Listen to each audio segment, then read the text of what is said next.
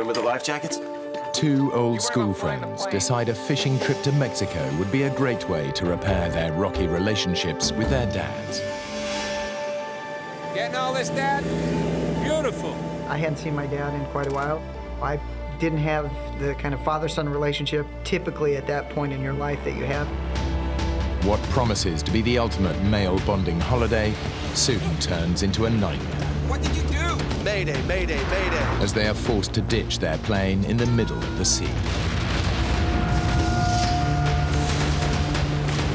As the dads struggle to survive the heavy seas, one son decides to strike out alone in search of help. Jim, I'm gonna try and make it ashore.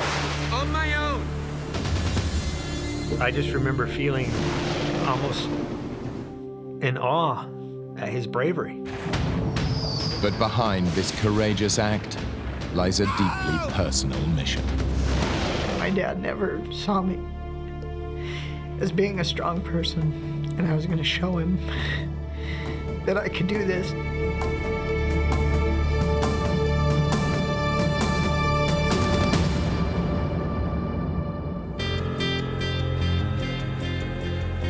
Jim Hawley and Jens Lundy have known each other practically all their lives.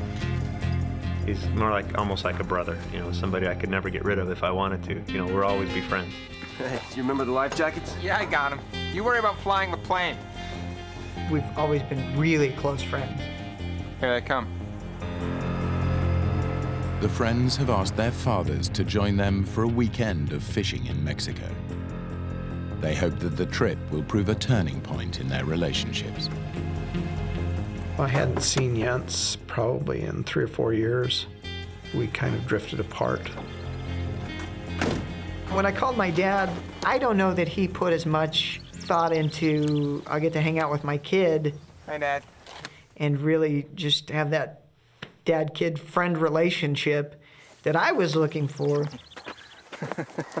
But he was real receptive because I had said the magic word fishing.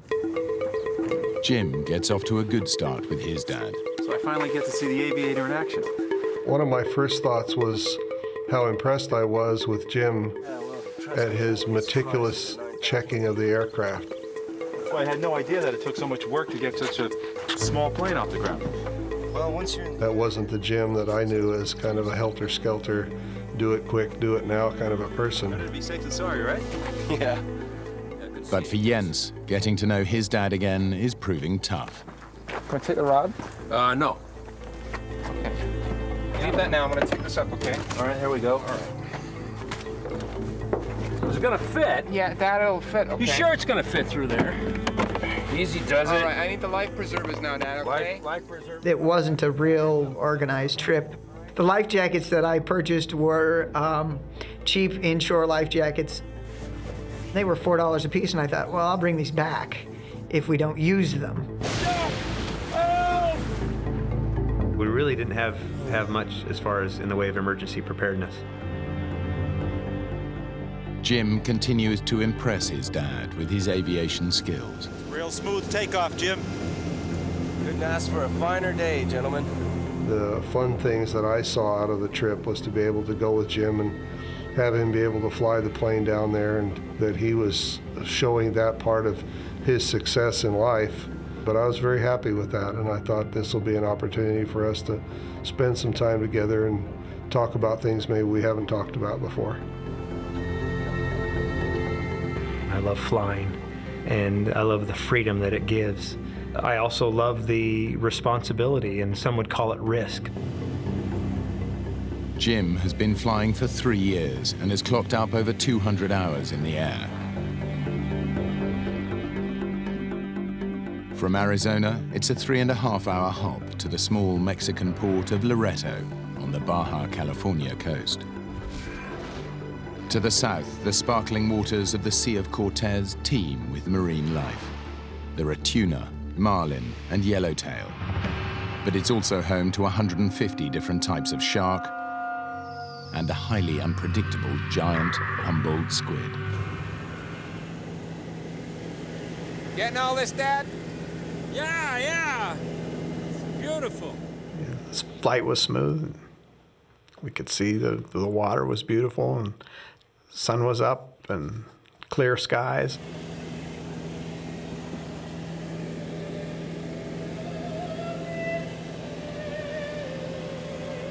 As I got ready to take a nap, I put opera on my Walkman to sleep to. It's real comforting, and it's a great opera, The Marriage of Figaro.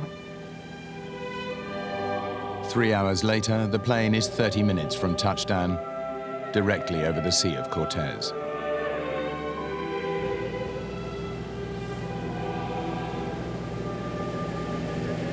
Hey, look at that cloud!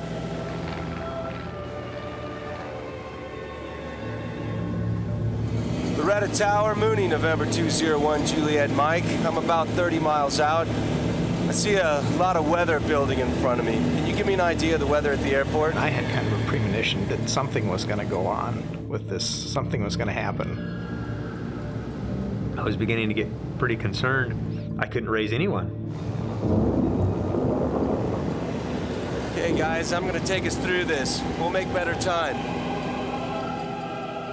Jim thinks it's just a squall, but he's actually flying into a violent storm. It was just a real weird mix of waking up and trying to figure out where in the story I was in the opera and what was going on in the plane at that point. It was alarming because it was so sudden. I didn't see any indications that it was that severe until we were in it. Jim, what's happening? It was one of those types of storms that it was getting worse by the second. And then it started to get turbulent, and I think I saw a lightning strike or two really close. We're in the storm and there's no up, there's no down. I looked at everybody else's faces. They kind of had a look of concern, but they're looking at me to see if I have a look of concern.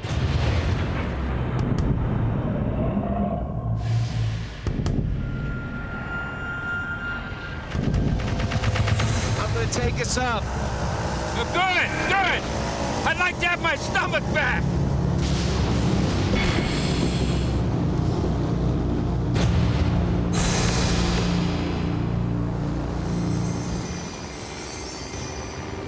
As soon as we were heading the other direction, the sky got blue, the turbulence stopped, the rain stopped. Everybody okay? I didn't think you felt the bumps in first class. Their sense of relief doesn't last long. It was very alarming when the engine quit. It just sort of grenaded. What's happened, son? I don't know. There's a single propeller blade stuck in the vertical position right in front of us. It was like the hand of God reached up and shook the plane. What did you do? I didn't do anything. What? And he kind of gave me the, hang on, let's figure this out.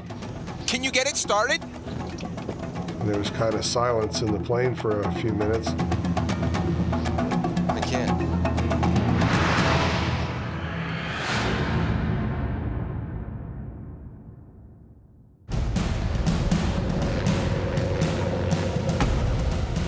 Jim and Jens's fishing trip to Mexico with their dads has gone terribly wrong. After flying through a violent storm, their aircraft's engine suddenly failed. Now they face the terrifying prospect of ditching in open sea. Mayday, mayday, mayday. Loretta Tower, Mooney, 201, Juliet Mike. This is unreal. This can't be happening. 25 miles northeast, engine failure. Mayday, mayday, mayday. I didn't know if my transmission, where I had told them where I was, had even been heard, because I didn't hear a response back. Sorry, guys, we're going in.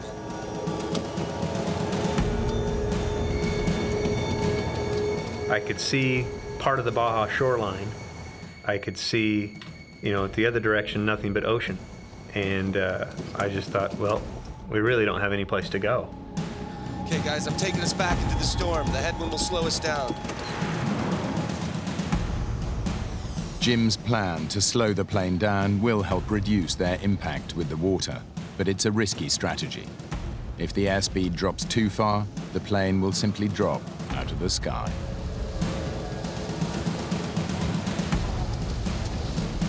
When the airplane quits flying, that's bad. That's usually you get severely killed when that happens. I can see the water, and it was ugly. Huge waves, huge waves. Unlatch the door.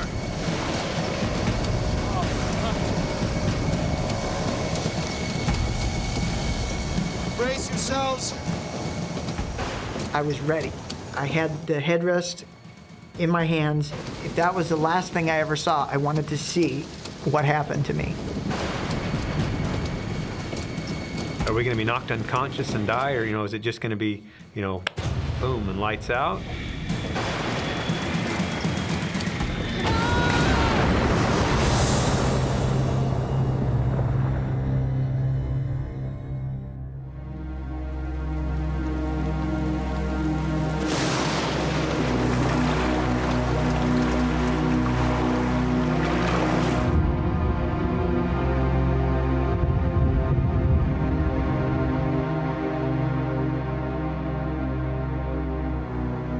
I realized that nothing had happened that I was expecting to happen. I was expecting the plane to cartwheel and come apart in pieces.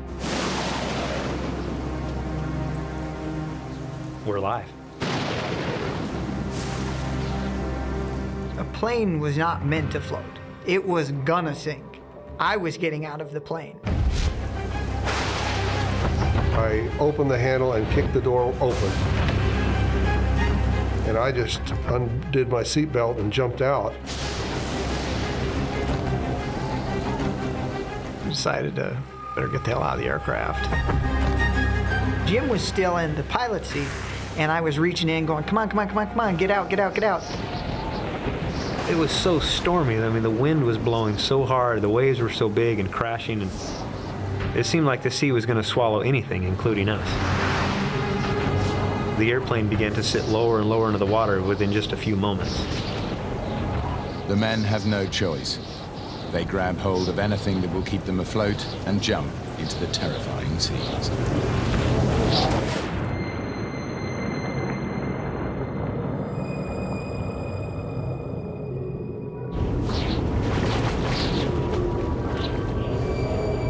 I looked back at the airplane, it was hovering, just the tail sticking out of the water.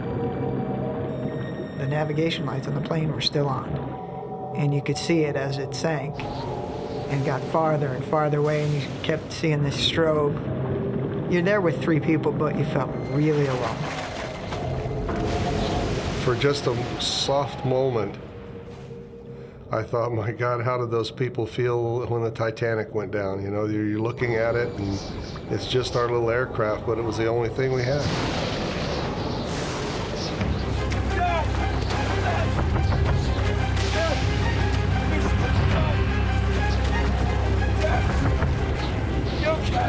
He couldn't breathe, and the whole time he's trying to get his life vest on, and there wasn't anything we could do to help him.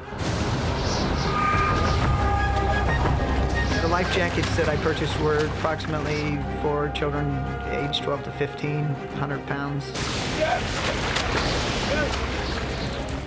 Jens is bitterly regretting his bid to save money on life jackets.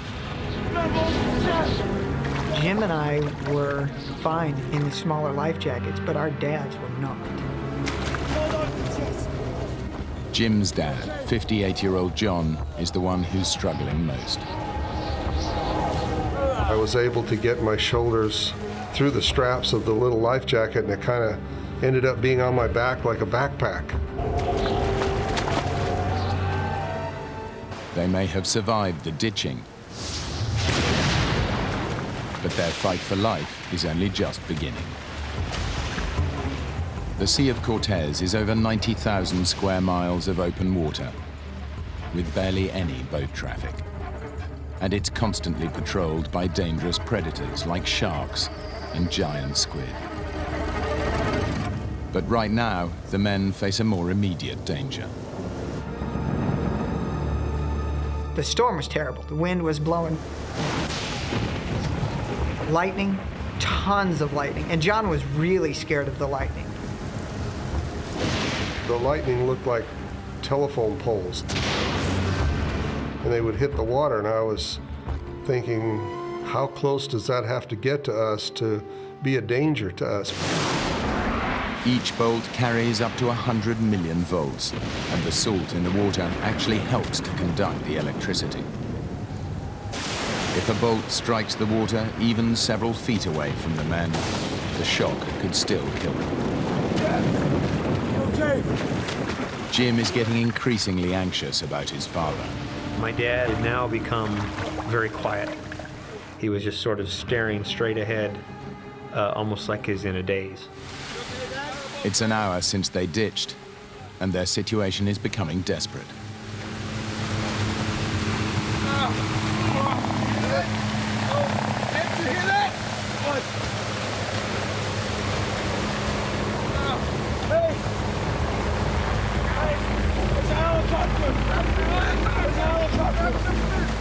We heard the heavy drum beat, the sound of the helicopter. It was just, it was the most beautiful sound I'd ever heard. Jim's mayday call did get through after all. We had swim fins that were yellow or neon green. That was all we had.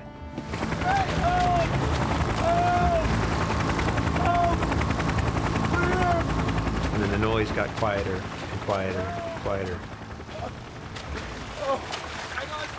And we realized he didn't see us. He's not coming back.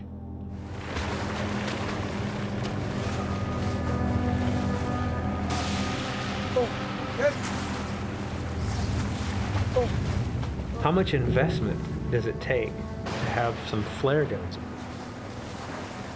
You know, you can pull them out, pop, and all of a sudden now, you're an instant target to your would-be rescuer. It was just terribly disappointing because by that time it was now late in the afternoon. The prospects of being out there all night were really frightening.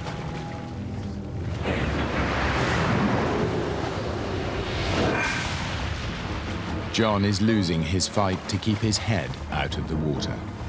The waves kept crashing over the top, and I swallowed a lot of salt water, and everything I had came up. It just made me violently ill. Dad! Are you okay? I just was totally out of control, and I felt in my mind I'm losing control of the situation.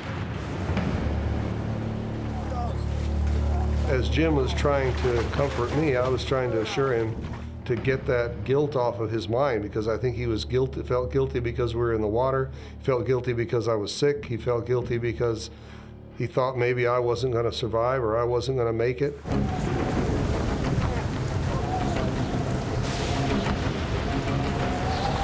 Stop swallowing, Mark!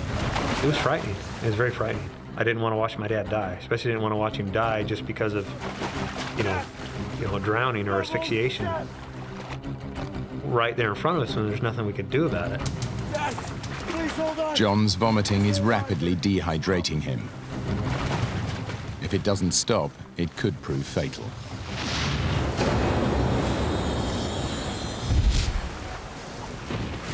As his friend's father continues to deteriorate, Jens reaches a decision. I was worried about John. I couldn't handle watching John die. I didn't want to be there for that. Jim! Jim!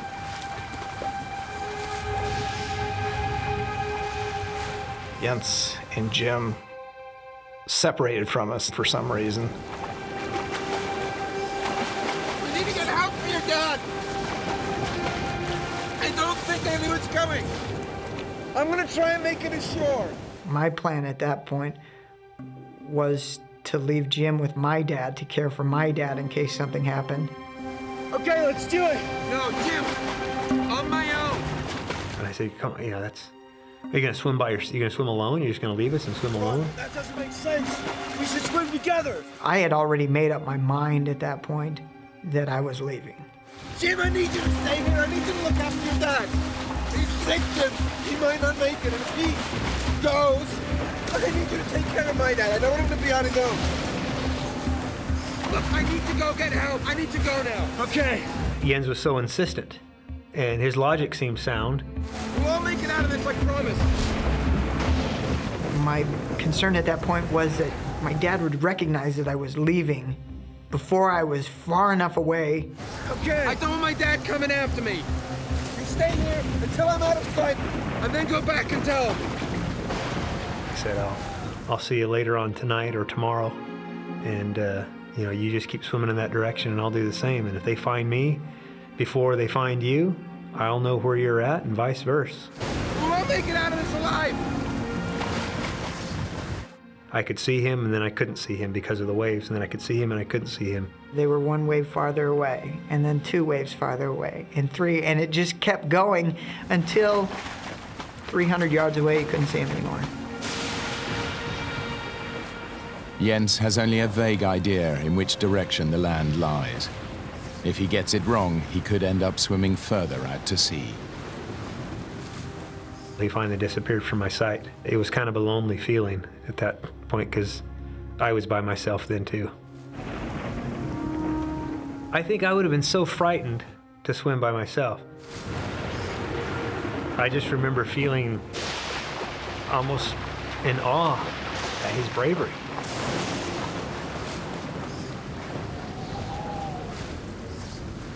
It was just a very brave thing to do.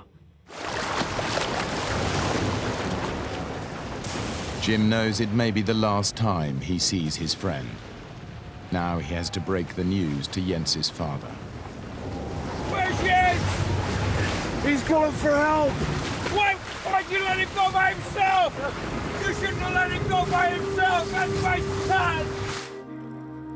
And he said that they had decided that somebody needed to go for help.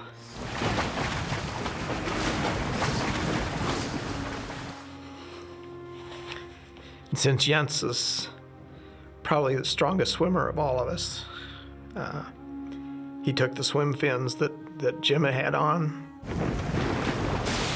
My dad never saw me as being a strong person, and I was going to show him that I could do this, and he couldn't.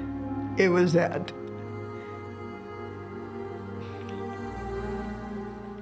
It was that I've grown up, and I'm going to show you.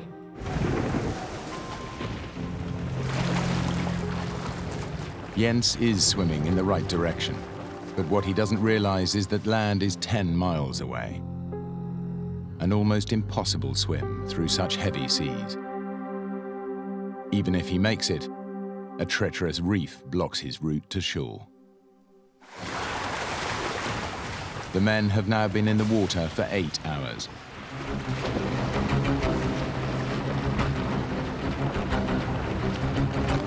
I was wondering how far has he made it? How far has he made it? And I remember looking at my watch and trying to calculate in my head how much speed he could be making through the water to shore and just, peering off into the distance and wondering, did he make it there?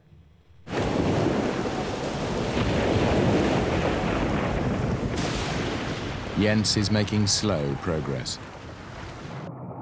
He has no idea how far away land is, or if he even has the strength to make it there alive.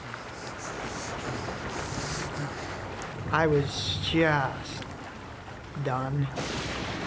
I didn't feel that I was going to be able to actually make it to shore at that point, because I was fighting these waves and just swim uphill and then downhill and uphill.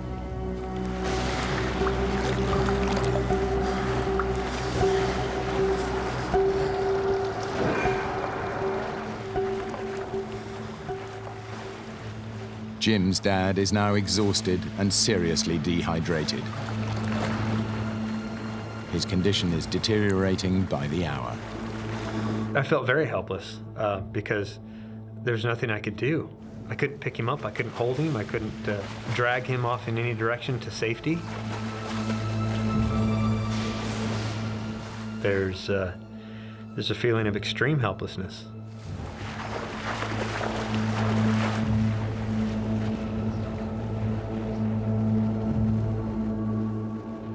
As night falls, an exhausted Jens swims on.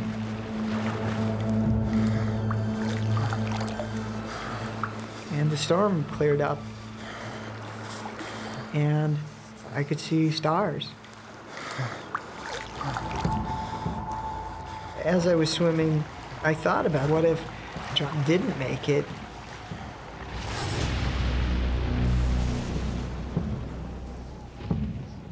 There was a shooting star, and you always hear that that's the representative of an angel, and I thought John had died. That was difficult. That was pretty hard. But I thought, I'm not going to let this beat me. With renewed determination to save his father and his friends, Jens pushes himself on. But then he gets a shock. I felt there were things around me, and I started feeling kind of pinprick sensations every once in a while and could not figure out why that was happening. Jens realizes, to his horror, that he is not alone in the water. Jens has ditched in the Sea of Cortez with his best friend and their fathers. In a desperate effort to save them, he struck out alone for the shore. We had to let somebody know that we were alive and that we needed to be rescued. As night fell, the storm subsided. But Jens still has many hours swimming ahead of him before he can reach land and raise the alarm. I'd been swimming for nearly 6 hours. I was thirsty, really thirsty. Exhausted, Jens faces a new ordeal. A swarm of stinging jellyfish. It felt like when your hand goes to sleep or your foot goes to sleep, just in little spots all over.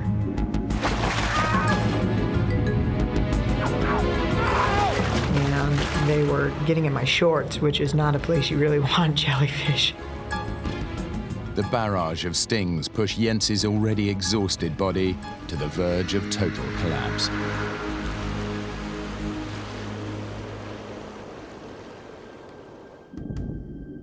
Out in open water, John, Jim, and Bill wait.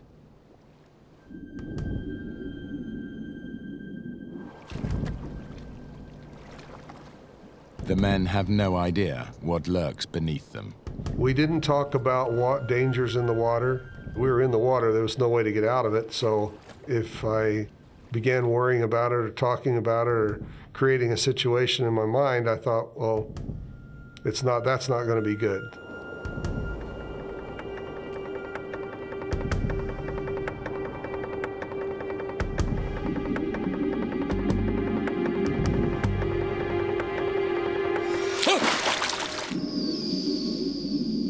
What the hell was that? What?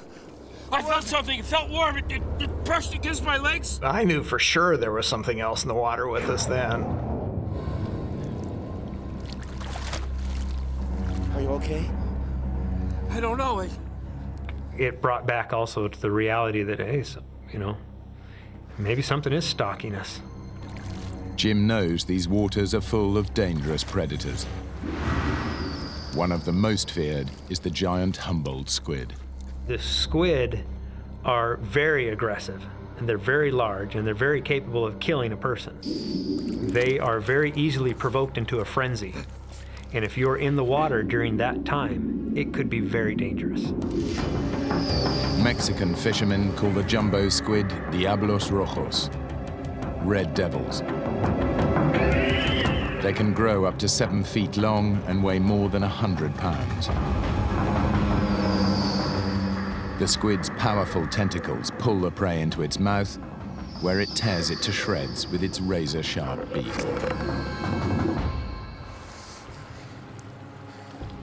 Whatever was stalking the men has gone away for now. All they can do is pray it won't come back. Jens has been swimming for over 10 hours. He's almost no strength left and is close to despair. That's when I started hearing something.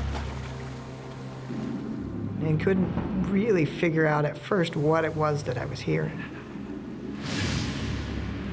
and would stop and just be as quiet as possible and try to control my breathing and try to slow down my heartbeat so I could hear this noise that was happening every couple seconds.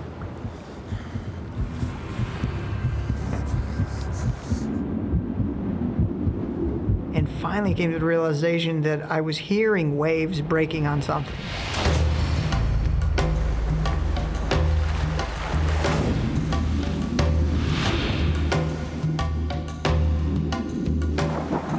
And the closer I got, the louder they got. And still couldn't really guess or tell what I was swimming towards.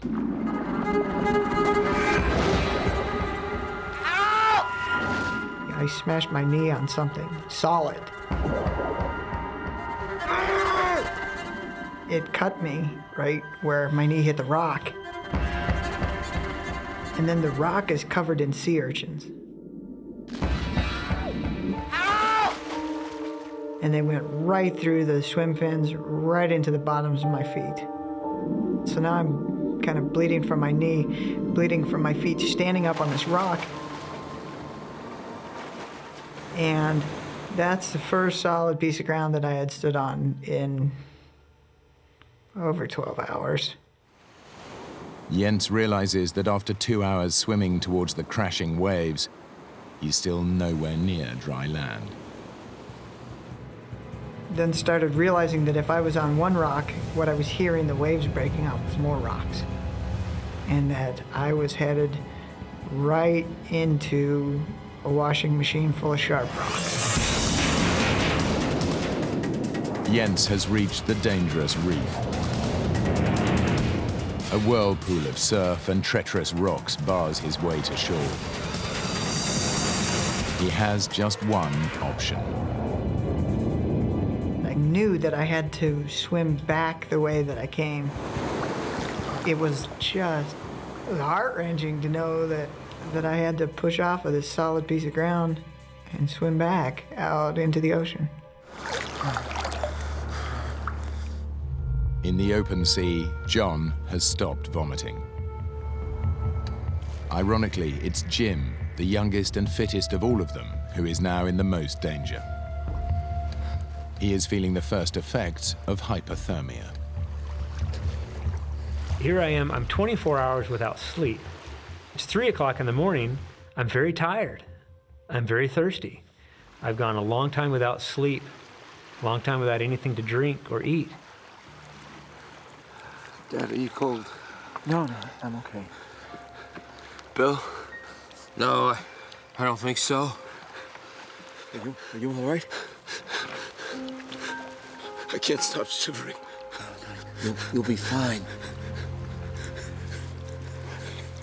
I'd have to rest my head on my dad's shoulder because I didn't have anything to support my head, and I began to get kind of fearful.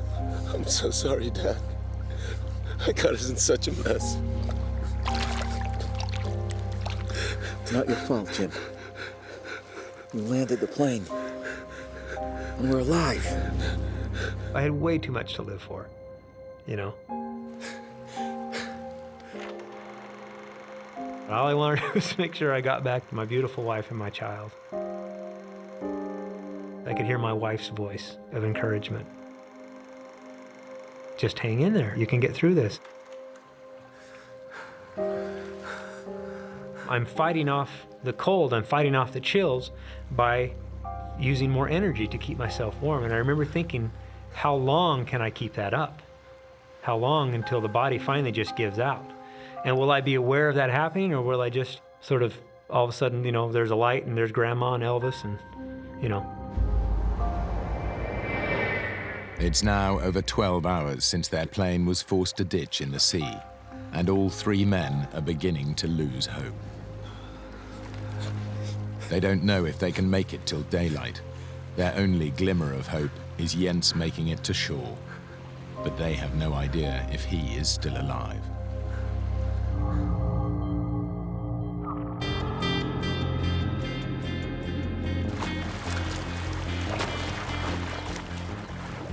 Jens is still struggling to find his way through the hazardous reef. Finally, after 2 hours, he sees something. It was just, it was amazing. As I swam farther and farther south, I saw a light on the beach. It was a Mexican fisherman that had camped out on this beach. He doesn't get the reaction he was expecting. The fishermen are wary. People coming ashore in the middle of the night are often drug smugglers. I'm sorry, I don't understand. No hablo español. The fisherman spoke no English. Not enough to communicate what happened and what I needed. Mi amigo, they're still out there. No, I don't understand. Cálmate, cálmate.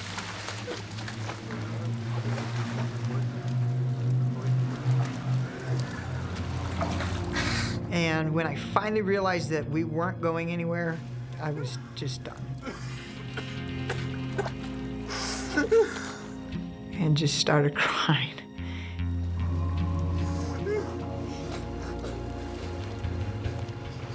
Jim's condition is deteriorating. All they can do is hang on to the hope that Jens has made it ashore.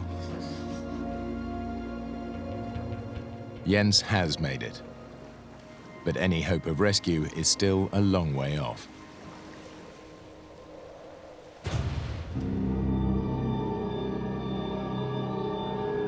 Dawn. The warmth of the sun brings some relief to the 3 men still lost at sea. They are lucky to be alive, but their situation is still bleak. As the sun got up higher and higher and we could see better, there was a very ugly reality of really how far offshore we were. They're beginning to suspect the worst, that Jens never made it to shore and no rescuers are coming. I'm thinking, we ought to hear something, we ought to see something, but there was nothing. They're not looking for us. Jim faces a dilemma. His dad and Bill may not survive an arduous swim, but the longer they wait, the weaker they will get. And predators are still an ever-present fear. He decides they must swim west and hope to hit the Baja coast. I realized by letting go of the ice chest, we could make so much faster time. We could reach shore so much faster. But the older men are fearful. They're thirsty, dehydrated, and very tired from their long ordeal. Dad, Bill, let go of the chest. We can swim much faster without it. And I remember the look on my dad's face. Once he let go of that ice chest, he had to let go of it mentally as well as physically. And I'm thinking, well, I can make twice the time when we're off that ice chest as I can without it. Bill, let go of the chest. Bill did not want to let go of the ice chest, and it wasn't long before we were 50, maybe 100 feet apart. And it became apparent to Bill that he was a stationary object. But the shore is a long way away. After more than 18 hours in the sea, the strength of all 3 men is nearly spent. Jens is led away by the fishermen. He has no idea where they're taking him, but he's given up trying to make himself understood. It was horribly frustrating to not be able to tell them, look, we need to go back out there and find these other people. They are in danger. And instead of heading out to look for the others, they started taking me south. What Jens doesn't know is that the fishermen are taking him to the port of Loreto. There, he can at last alert the authorities to mount a rescue mission. Now, he faces an agonizing wait for news.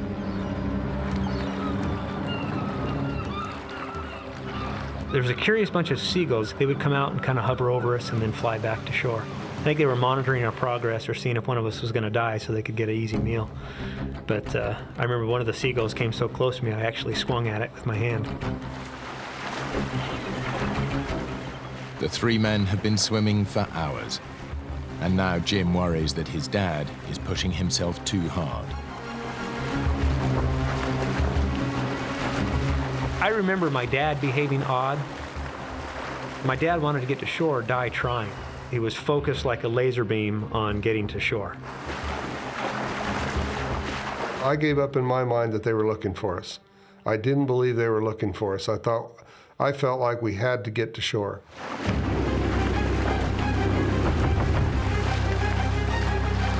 I could see something appear on the horizon. Dad, hey, it's a helicopter. It was coming our way, but my dad didn't stop swimming. Help! Hey! Hey! Here! Not here! Help! Stop swimming!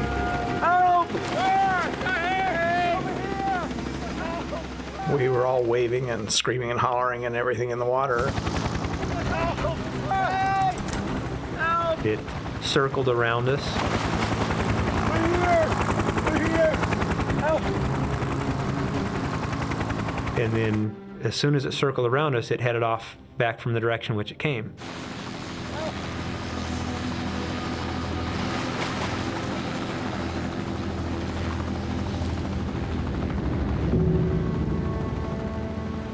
And as it turned away from us, I thought, why aren't they coming over us and just hovering, waving, throw us a candy bar, something, do something to let us know that they've seen us, that they found us. We thought for sure we were going to have to do our own rescue and go on into shore on our own, that nobody was going to take care of us. The exhilaration of seeing them was very high. It felt like you'd just jump out of the water and run on the water. And yet the letdown was even stronger when it turned and went away. For the second time in 24 hours, the men feel alone and abandoned.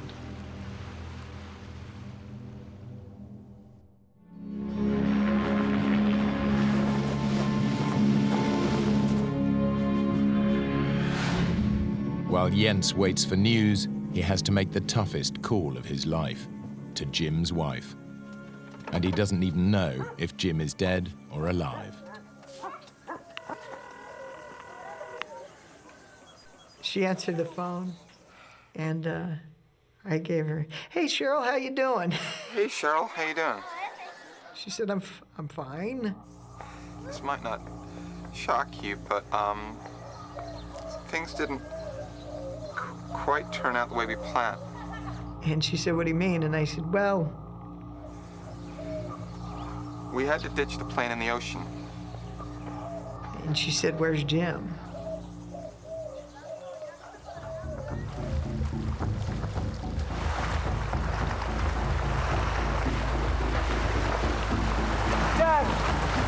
Dad, stop swimming! Dad, you gotta keep swimming! Dad! They're here! Keep swimming, Dad! Look, they're here! Help! Dad, look! Help! Help!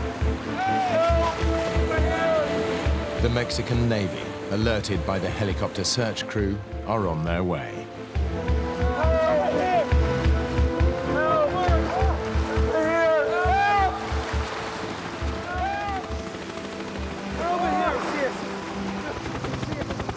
Jens' epic swim has saved their lives.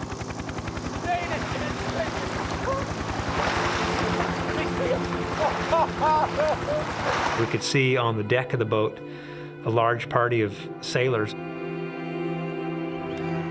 They were so happy to see us in the water and see us alive. I think they were happier than we were. And a lot of their missions, all they found was bodies. And some of the young sailors were crying. There was a great feeling of relief, but there was also a fearful moment. Even though now we were rescued, the thought recurred to me, what about Jens?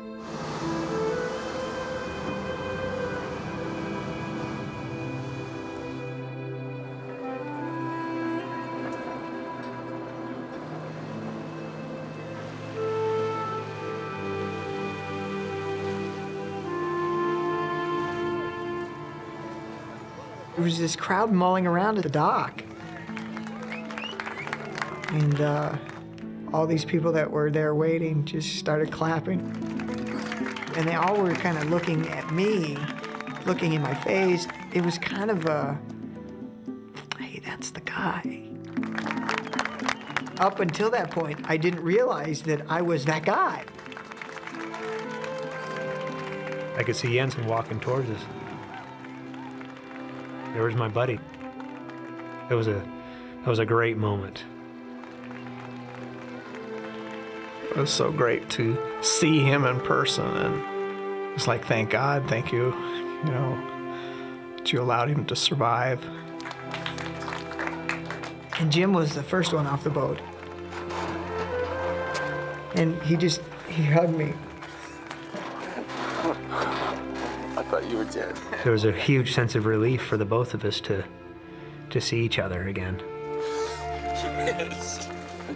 And my dad came over and hugged me and told me he loved me.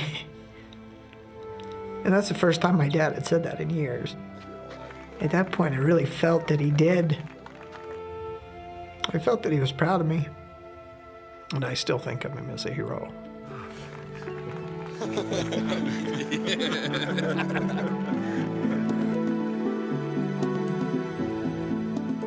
Jim and his father have since been back to Mexico to go fishing. And Jens and his father now stay in regular contact. Despite their ordeal, Jim and Jens still go flying together. Why the aircraft's engine failed is a mystery that has never been solved.